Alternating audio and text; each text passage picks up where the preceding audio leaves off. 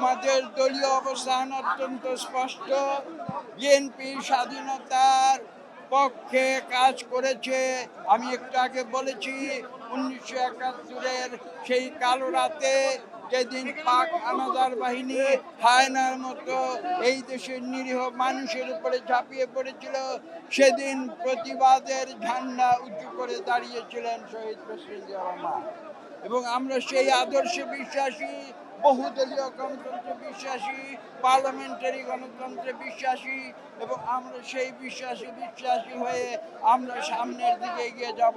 BNP একদলীয় বাকশাল শাসন, যেটা বাংলাদেশের উপরে জগদ্দল পাথরের মতো চাপিয়ে দিয়েছিল, সেই ধারণায় বিএনপি বিশ্বাস করে না।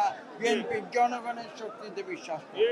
আপনাদের উদ্দেশ্যে স্পষ্ট ভাষায় জানিয়ে দিতে চাই যে বিএনপি একটি উদারনৈতিক রাজনৈতিক দল।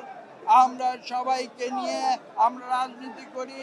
আমরা প্রতিহিংসার রাজনীতিতে বিশ্বাস করি না, যেটা আমাদের নেতা জনাব তারেক রহমান বারবার বলেছেন।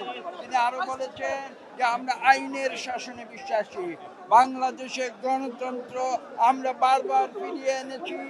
আমরা 5ই আগস্ট 2024 সালে যে ছাত্র জনতার যে বিপ্লব হয়েছে, তারই ধারাবাহিকতায় আমরা বাংলাদেশে গণতন্ত্র ফিরিয়ে এনেছি। এই গণতন্ত্র এবং বাংলাদেশের স্বাধীনতা আমরা রক্ষা করব।